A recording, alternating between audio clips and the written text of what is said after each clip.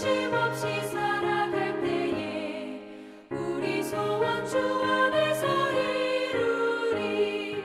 걸어가세 믿음 위에 서서 나가세 나가세 의심 버리고 걸어가세 믿음 위에 서서 눈과 귀에 아무 증거 없어도.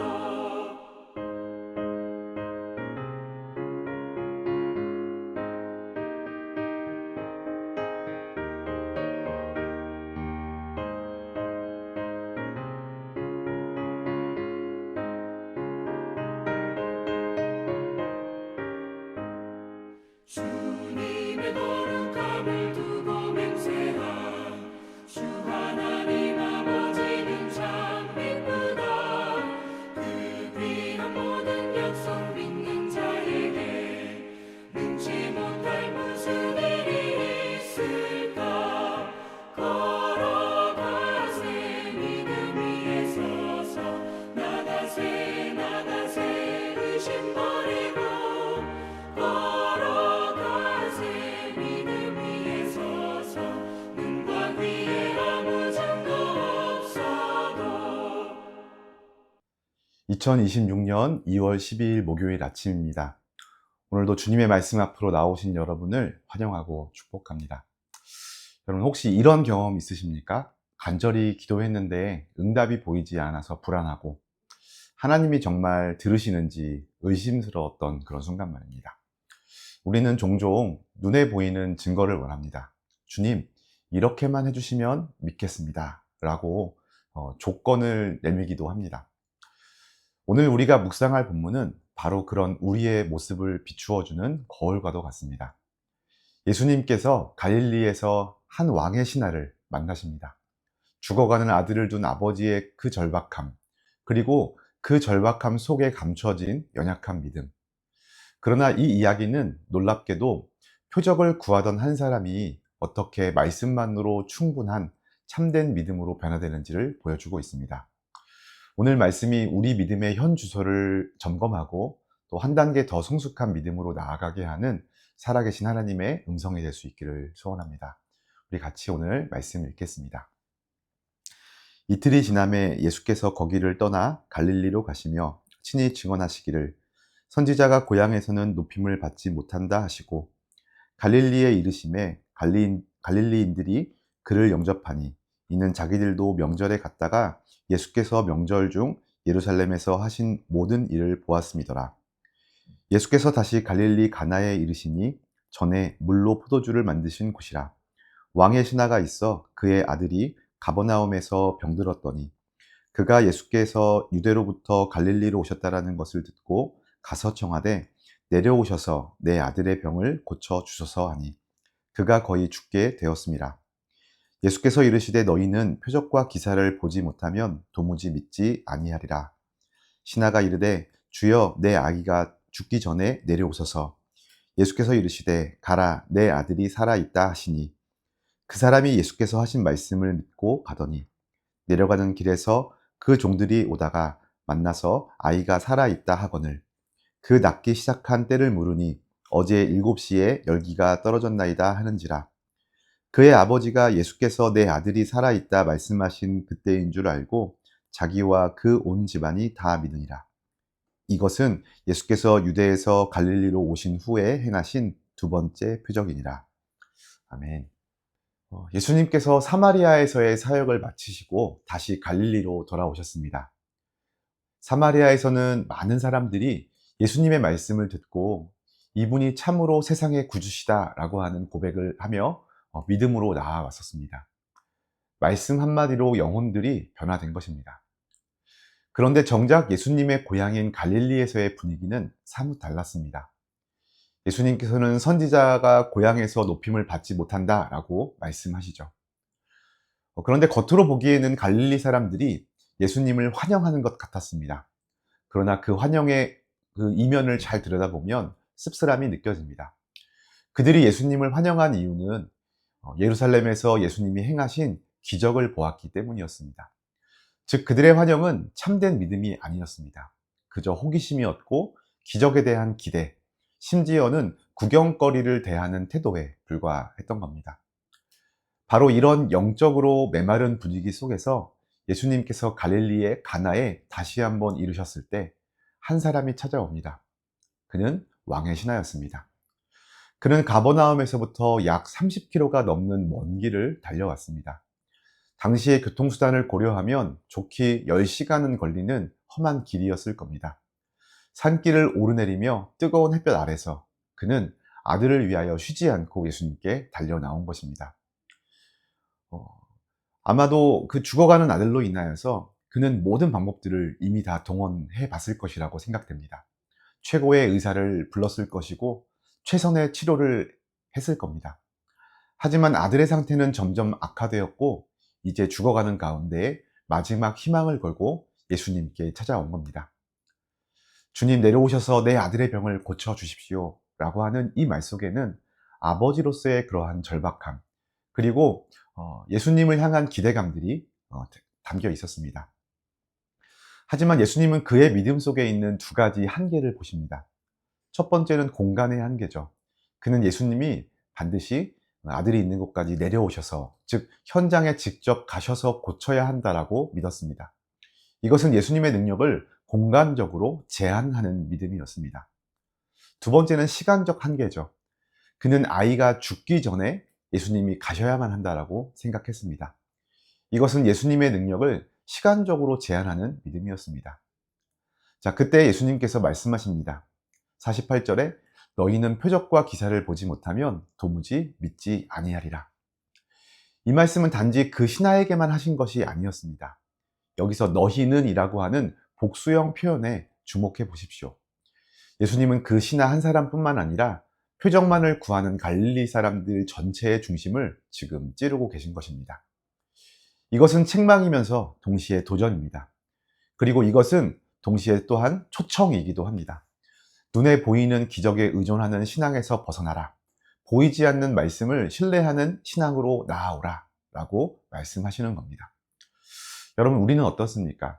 우리도 종종 이 신하와 같지 않습니까? 주님, 이렇게만 해주시면 내가 믿겠습니다. 이 문제만 해결해 주시면 확신하겠습니다. 이러한 증거만 보여주시면 내가 헌신하겠습니다. 등등 우리의 믿음의 내용들도 보면 눈에 보이는 표적에 매여 있는지 아닌가 우리가 이렇게 돌아봐야 할 것입니다.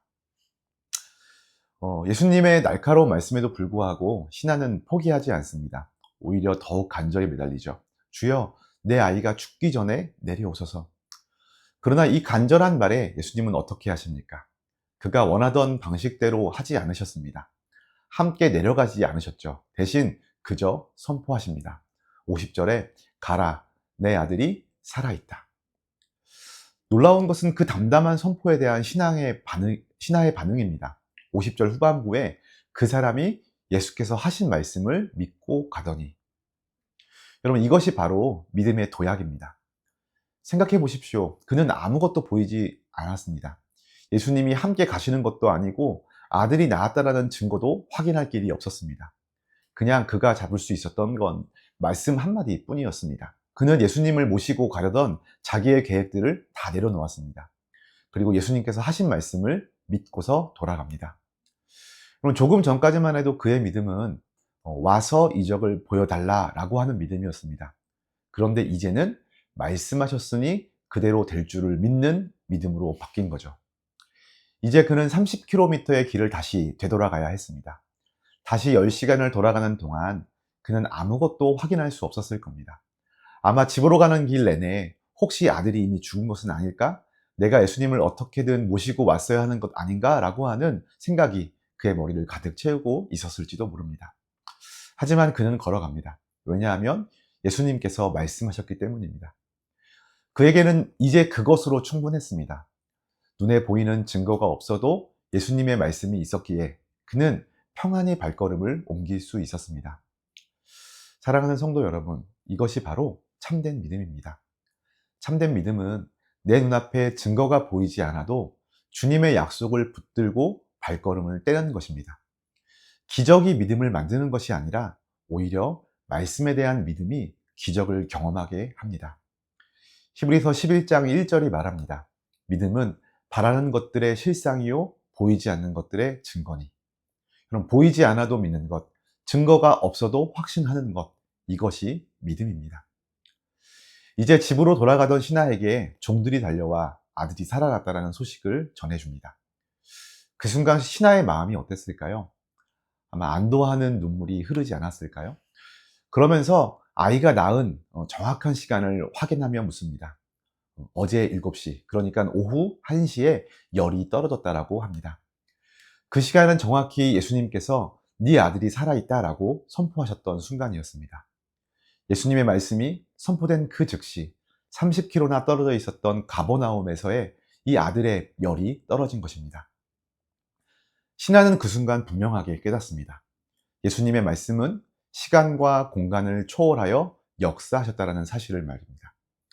왕의 신하가 걱정했던 공간의 한계도 또한 시간의 한계도 아무런 문제가 되지 않음을 그는 직접 확인한 것입니다. 이러한 확인을 통하여서 왕의 신하의 믿음은 완성됩니다. 그럼 그 왕의 신하의 믿음의 그 변화들을 정리 한번 해볼까요? 1단계, 처음에는 지푸라기라도 잡는 심정으로 왔습니다. 절박했지만 확신은 없었습니다. 2단계는요, 돌아갈 때 말씀을 의지하는 믿음으로 갔습니다. 보이지 않아도 말씀을 신뢰한 겁니다. 그리고 3단계, 이제는 예수님이 생명의 주관자이심을 확신하는 구원에 이르는 믿음이 되었던 겁니다. 자, 그리고 53절에 이 이야기의 클라이막스가 나타납니다. 그의 아버지가 예수께서 내 아들이 살아있다 말씀하신 그때인 줄을 알고 자기와 그 온 집안이 다 믿으니라.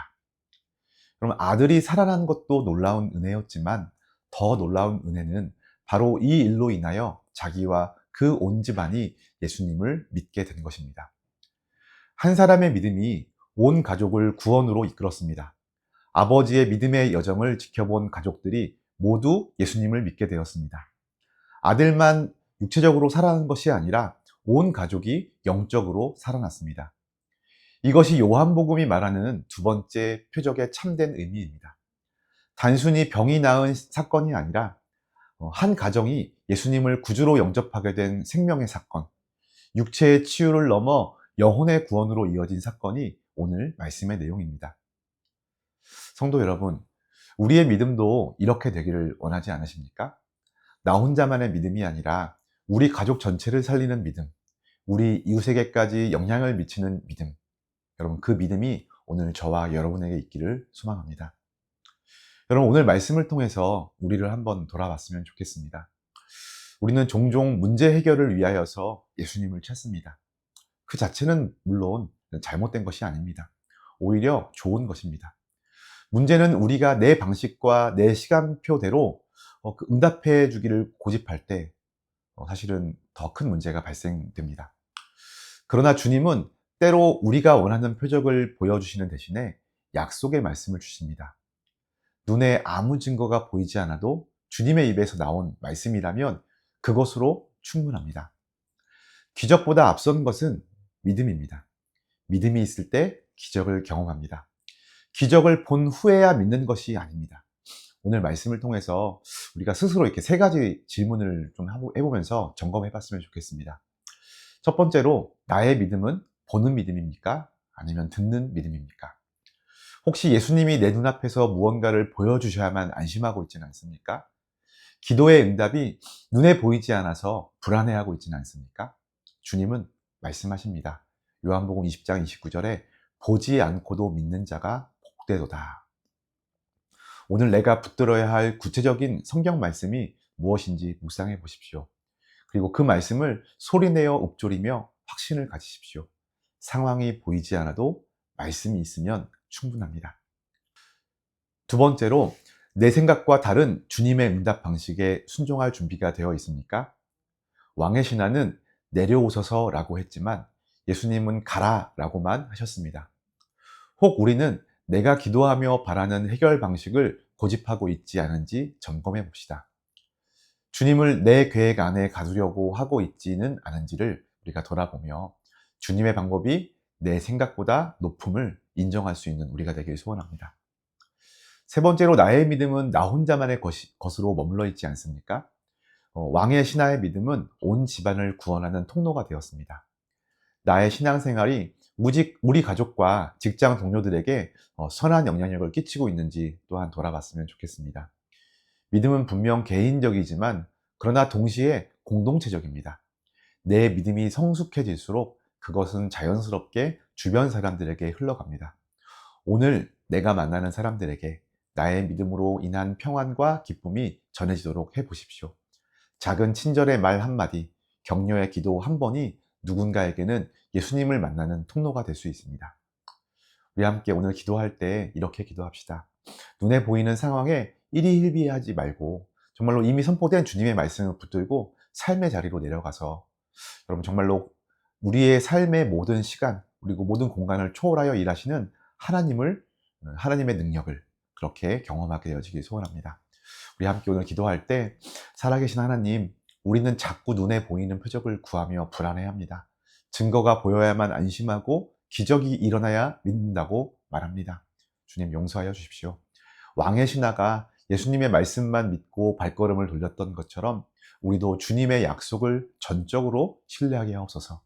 보이지 않아도 증거가 없어도 주님의 말씀 하나만으로 충분하다라고 하는 그 믿음을 우리에게 주옵소서. 내 생각과 달라도 내 방식이 아니어도 말씀에 순종할 때 시공간을 초월하여 일하시는 주님의 능력을 경험하게 하옵소서. 그리하여 이 믿음이 우리의 가정을 살리고 우리의 이웃을 살리는 구원의 통로가 되게 하여 주옵소서. 오늘 하루도 말씀이 현실이 되는 기적을 맛보며 살아가게 해 주십시오. 여러분 이렇게 함께 기도하며 오늘 하루도 말씀 위에 굳게 선 믿음으로 승리하는 복된 하루가 되시기를 주님의 이름으로 축복합니다.